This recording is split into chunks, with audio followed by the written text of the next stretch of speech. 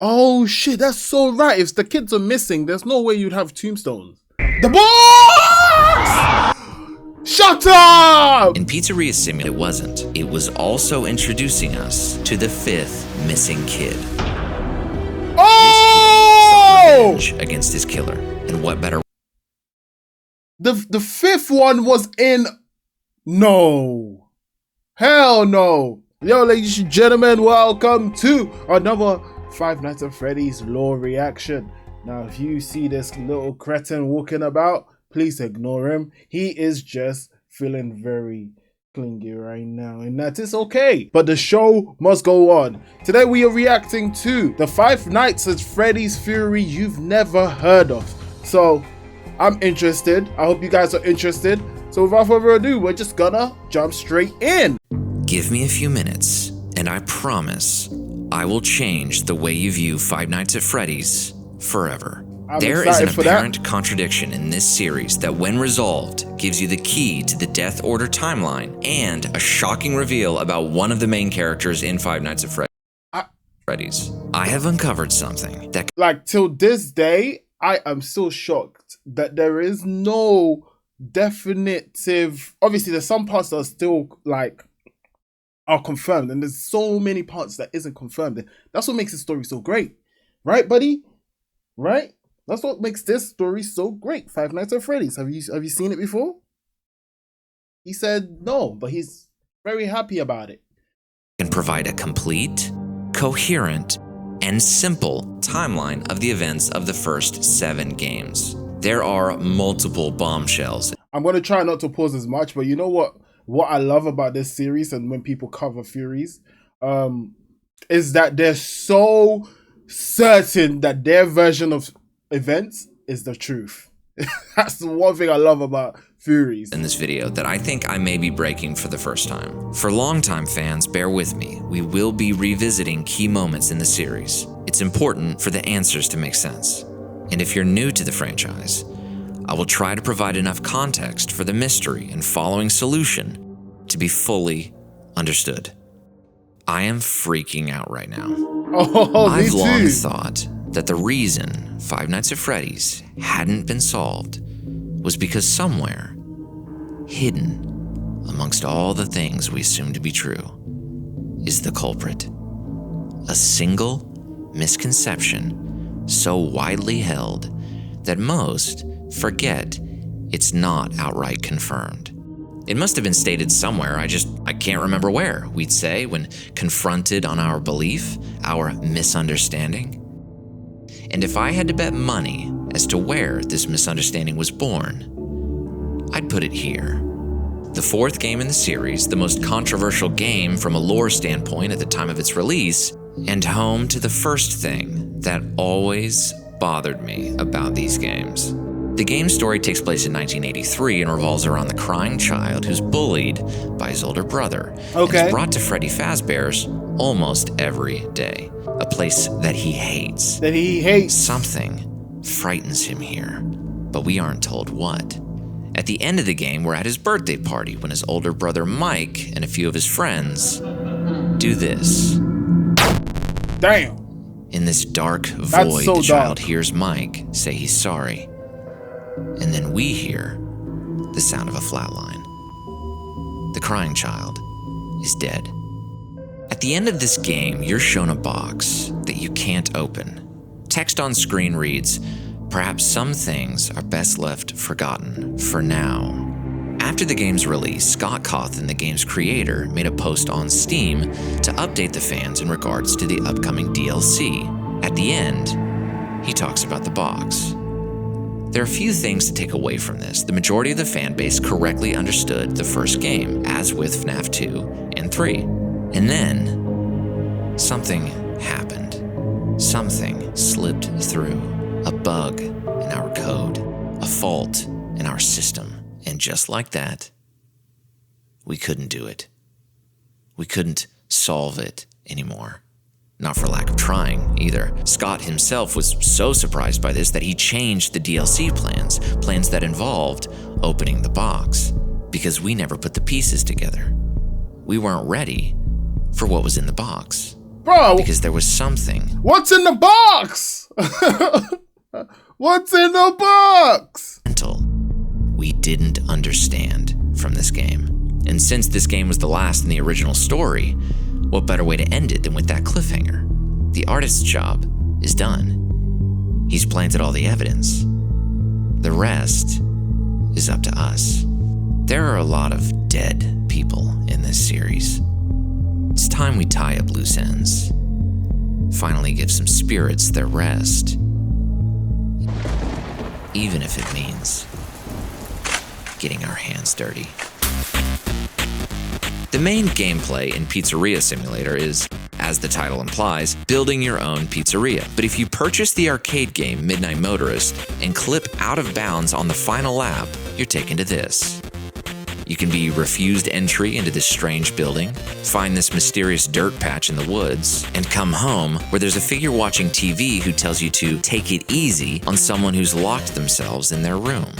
Okay. Upon going around to the back of the house, we can find a broken window, a trail of footprints leading away from the house, and one pair of footprints that look to have been made Springtrap by an animatronic. Yeah, the common okay, interpretation of the Midnight Motorist game is that we're playing as William Afton, the main villain of the series, after fleeing the parking lot where he killed. Oh, you play as William. Huh. Interesting. This kid. The gray figure on the couch is William's son Mike, and the runaway is the younger crying child, both of whom we met in Five Nights at Freddy's 4. If the runaway is the crying child, then the animatronic footprints must belong to an animatronic possessed by one of the missing kids. You see, in the first game, we learned that 5 kids were killed and their bodies were stuffed into animatronics. This became known as the Missing Children incident, as the bodies were never found. But if this is an animatronic possessed by one of them, that means the puppet must already be possessed for the missing kids to have been given new life, as we can see happening in this minigame. The reason most fans believe Midnight Motorist takes place directly after William killed this girl is because of the rain and a few other things, but mostly because you start by speeding away and the files have this half of the minigame titled Later That Night. But doesn't Later That Night imply this girl was killed right before this?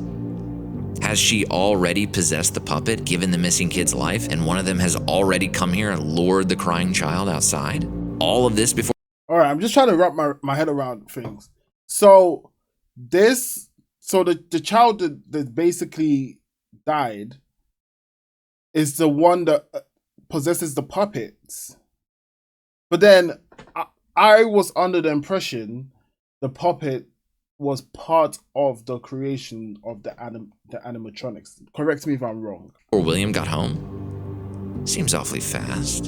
And wait, the only thing we know about the crying child for certain is that he is absolutely terrified of the animatronics and anything Freddy's that isn't a plush. It's his defining characteristic from Five Nights at Freddy's 4. He'd never jump out his window to follow one of these machines into a dark and stormy night. And while we're on the topic of out-of-character moments, why is Mike being portrayed as so caring and concerned for his younger brother before his brother's been killed? This isn't like him at all. Unless what? This isn't Mike. Then who is it? But he's watching TV, just like Mike watched that old show in Sister Location. He also wears a gray shirt, like Mike in FNAF 4. If he's not Mike, then we need some kind of precedent, something to show that characters in this game don't have to be represented by their traditional colors. Okay. Oh. You see, for those of you who are new here... So then, who is this? Then this is not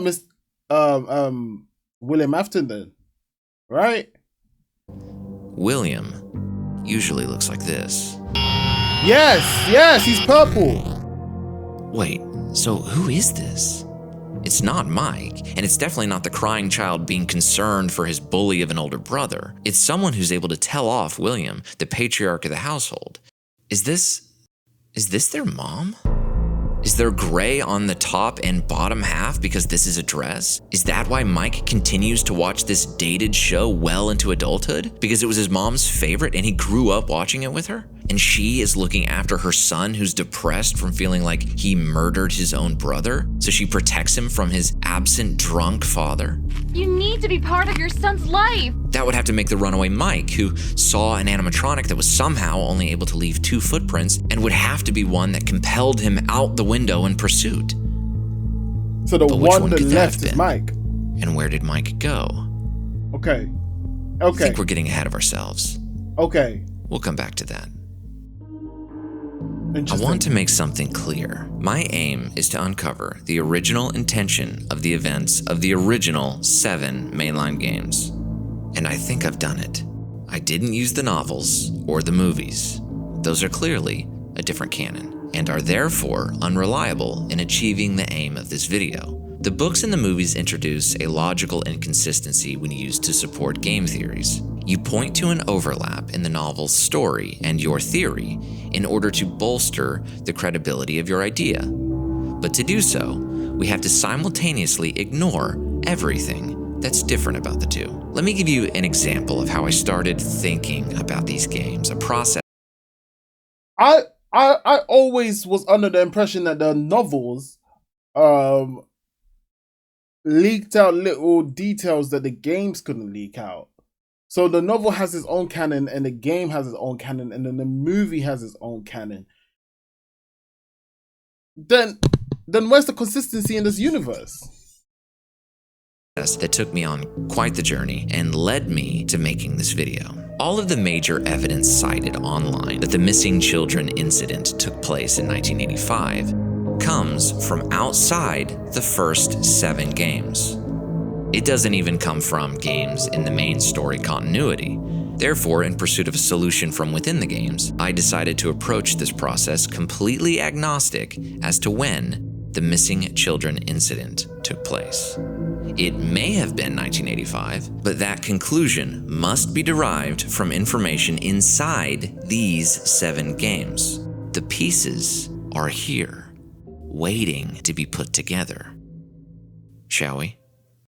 The reason Five Nights at Freddy's 4 literally broke the timeline in half is because it appears to present 2 seemingly contradicting facts about the story. These being what the game has to say about the missing children incident and what it has to say about Golden Freddy. However, understanding the only way in which these 2 things aren't in conflict with each other is the key to Five Nights at Freddy's. Sister Location, a game made after Scott realized we couldn't put the FNAF 4 pieces together, showed William Afton's bunker, and inside was a Golden Freddy plush with a walkie-talkie. This is important because in FNAF 4, the crying child is constantly being spoken to by his Golden Freddy plush. Okay. This led many to assume the plush in FNAF 4 was William, the crying child's father, speaking to him through his favorite stuffed animal. The problem with this is, why would Afton try to terrify his son of Freddy? Oh, was he afraid of his plush? I was under the impression that William made like stuff like the puppets and stuff to protect his children. Or was it Henry? Oof. I'm getting mixed up. Shit. It's like the more I dive deeper into this, the more confused I am. The more confused I am. This is crazy.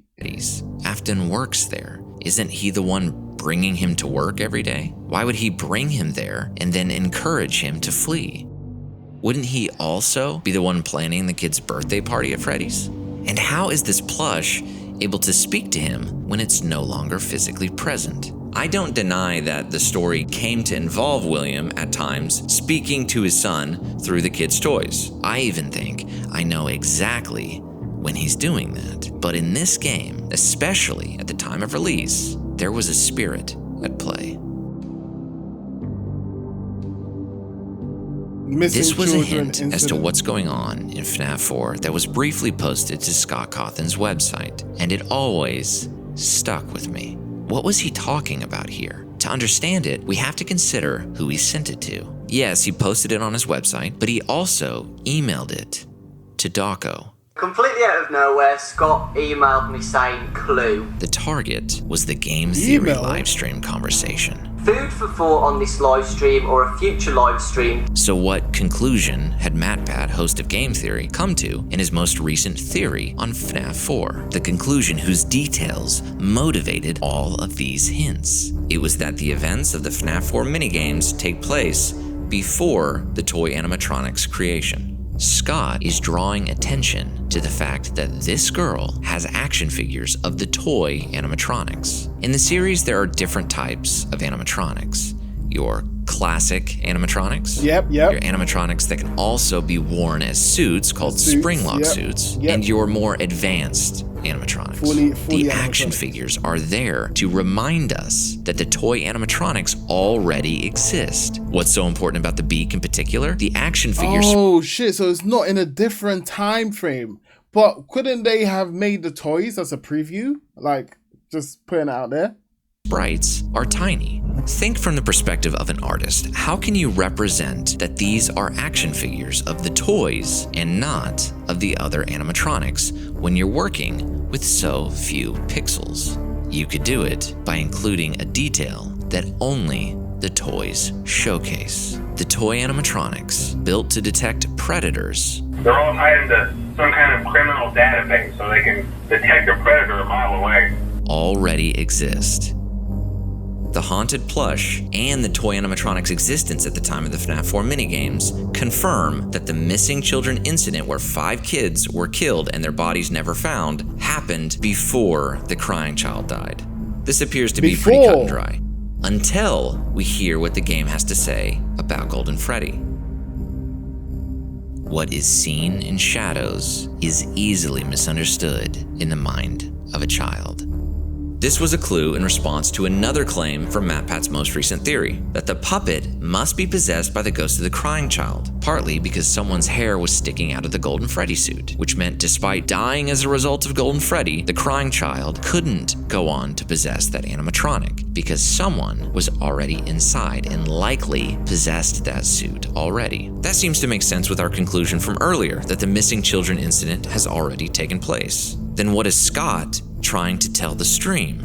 He's telling them that this wasn't hair. The child was conditioned to believe the suit contained a body, but the lights are off in this room, and what is seen in shadows is easily misunderstood in the mind of a child.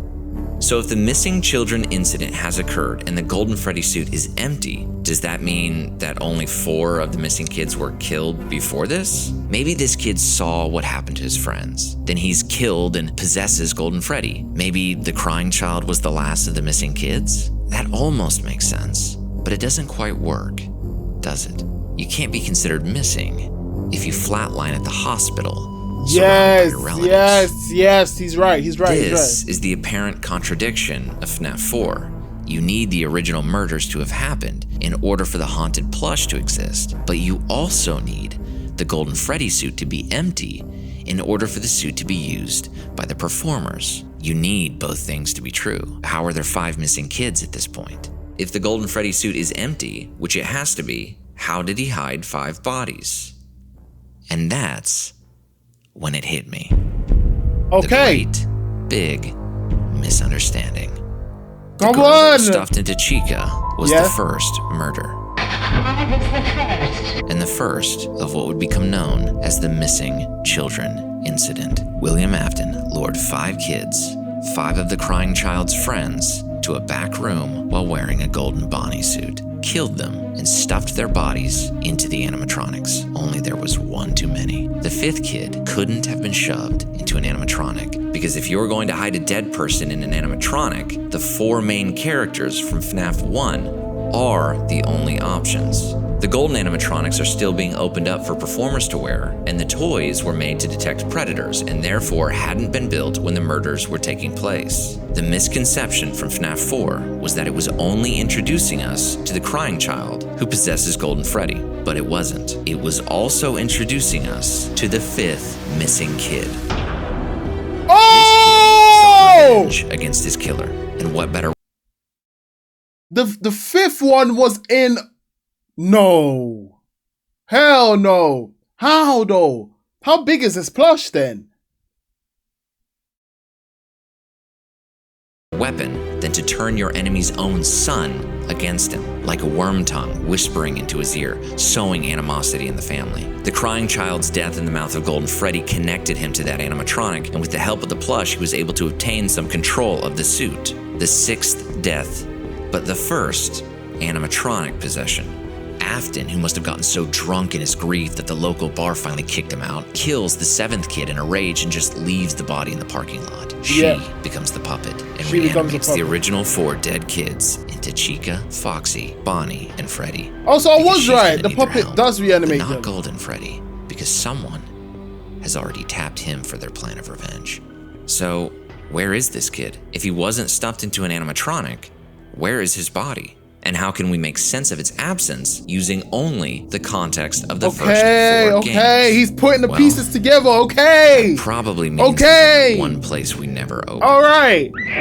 The box! Shut up! In Pizzeria Simulator, you can unlock this image showing 6 graves. This is important. There aren't 7. Now, I just suggested there are 7 dead kids. So either I'm wrong, or I better have a really good reason there are only 6. Something that always struck me as odd was creating tombstones for missing kids. I know everyone grieves differently, but if my kid went missing and hadn't been found, I wouldn't be too eager to create their tombstone, and I'd be amazed if all 5 families did this. And finally, we've come to the most exciting part. The answer to the first 7 Five Nights at Freddy's games was handed to you in the very first game. Impossible. These are pink slips you can get in Five Nights at Freddy's 1 and 2. For 2 people to be fired from Freddy's for the exact same 2 reasons is too much of a coincidence in this franchise. This is the same person. But what was he doing? Tampering with the animatronics. This feels significant, but what role could it possibly serve? Which brings me back to Mike. We last saw him leaving home back to that place again, and I think we can all assume he's gone to Freddy's. We also know it's Mike who got these pink slips, because the FNAF 3 guard hallucinates things from the first 2 games, and we know that was Mike. So the question becomes, why was Mike so interested in working at Freddy's? That's where his brother died. Why was his father suddenly against his... But didn't Mike work at each animatronics to try and release the souls of like what his dad did? Right? Or am I wrong? Son being there? Why was Mike fired for tampering with the animatronics and for odor? Why are there tombstones for missing kids? It's because the kids aren't missing anymore.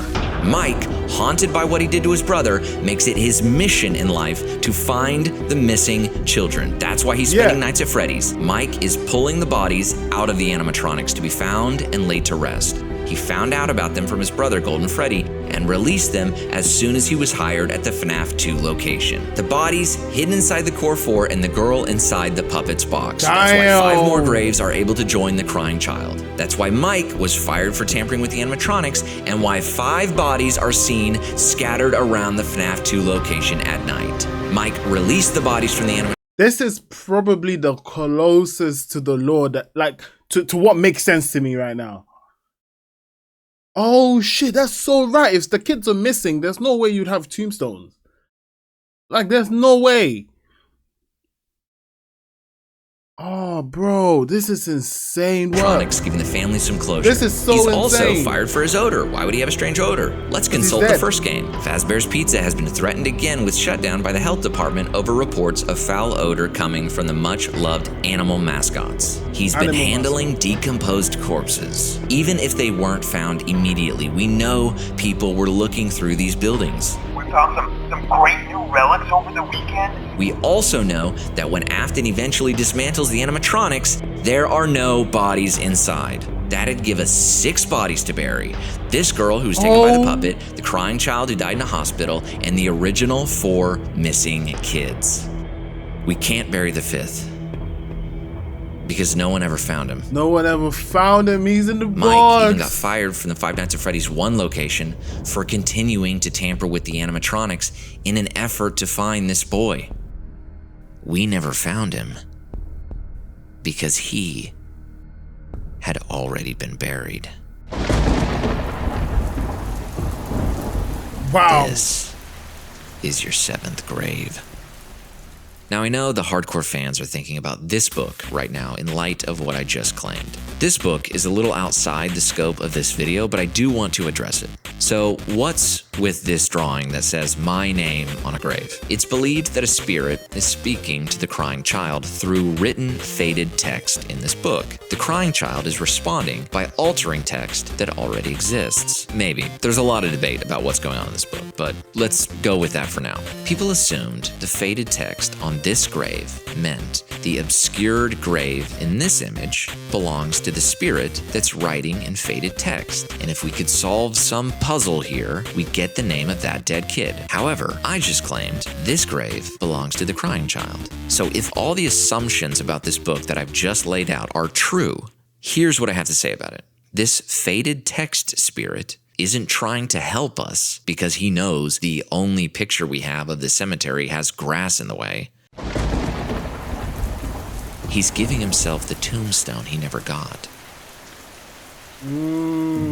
We were meant to realize the 5th kid's body was never put into an animatronic because they were all either taken or needed to function as performer suits during the day. We'd be left to assume he was shoved into a box. Then the original FNAF 4 DLC was going to deal with that discovery, but we didn't put it together. Call it the fanbase's own missing child incident. The 5th missing child became the forgotten child, but that wasn't the fate he'd accept. I don't know if I believe it fully, but the Freddy's it makes so much sense. Closed down, and Afton converts his robot factory / laboratory into Circus Baby's entertainment and rentals. Due to the massive success, and even more so the unfortunate closing of Freddy Fazbear's Pizza, it was clear that the stage was set, no pun intended, for another contender in children's entertainment.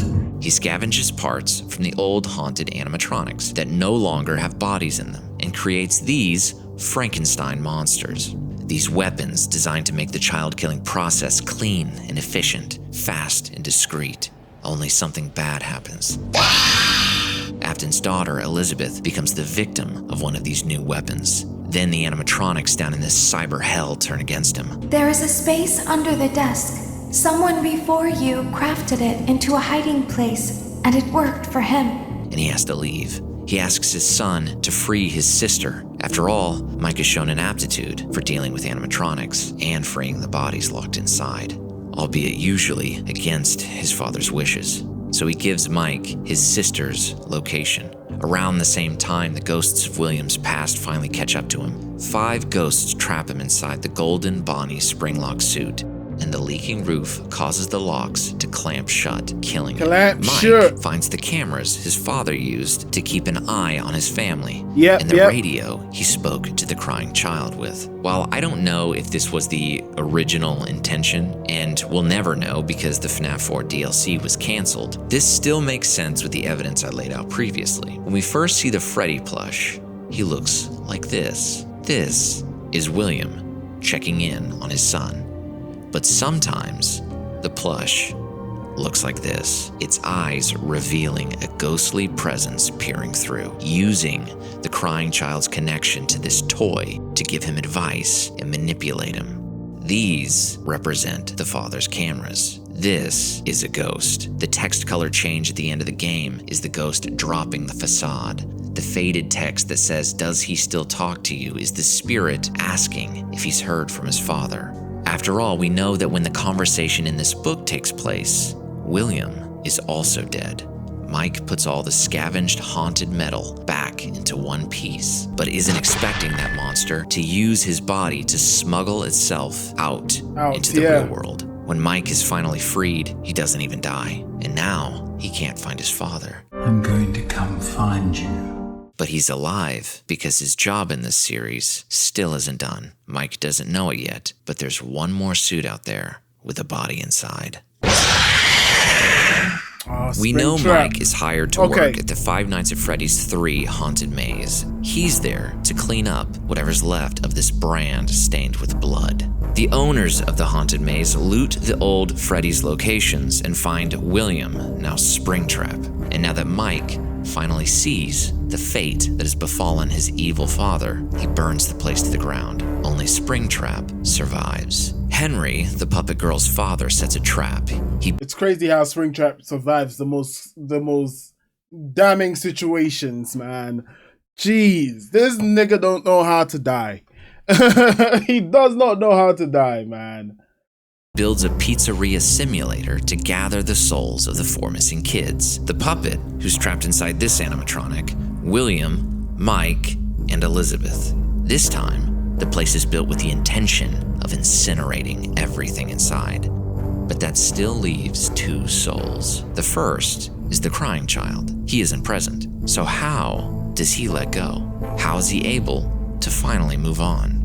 The puppet throws him the birthday party he never got to have. The 4 missing kids that represent the other animatronics fulfill their purpose by aiding him in convincing the crying child to let go of his anger and trauma and be at peace. But notice who's not at the party. The plushie, who can't let go. Who was forgotten. Gosh, discarded, this is so creepy, man. Giving me goosey. By the characters and by the fan base. It's widely believed and supported by many lines of dialogue that Ultimate Custom Night is William Afton's hell. Only he's not alone down here. Someone is here, yes, torturing him. This character is known as the one you should not have killed. I am remade, but not by you, by the one you should not have killed. At this point, I'm sure you've put together who this is. This is the little boy that didn't get a happiest day. Because he can't let go. The boy that didn't get a tombstone for his family. This lore is insane! This is the spirit who's so vengeful, so full of hatred, that he's willingly trapped himself in hell with his killer. Just to torture him. William suffers eternally. Do you know how dark that is? This. Guys, do you know how dark this one is? This one ain't letting go for shit. William is effed. Yo! This is the corruption of an innocent child into a demon. And William will have to look at this demon forever as it dances around in the suit that killed William's son, as if to say, look, remember what you did. I know a lot of people interpret this shot of Golden Freddy to mean this has to be the spirit that possesses Golden Freddy throughout all the other games. But we already know that it doesn't have to mean that. We already know the other spirits aren't here. These animatronics are projections. I am remade. Created by one spirit meant to torment William. And that's the story of Five Nights at Freddy's. It's about allowing yourself to let go, to heal from your trauma. We aren't meant to dwell on the past, but to appreciate the time we have with the people that are still here. It's about righting wrongs and how holding on to hatred might just turn you into a monster. If you enjoyed this video, you can leave a like, subscribe, share the video, or comment your Yeah, man. Guys, leave a like, man. I'm going to leave the link of this video in the description. But this Fury is deep, it's dark, it's good, it's good for the soul, man. It's good for the soul. I hope you guys enjoyed it. I hope you guys enjoyed my reaction. So yeah, guys, if you did, please leave a like for me too, and subscribe if you are new to my channel. Thank you.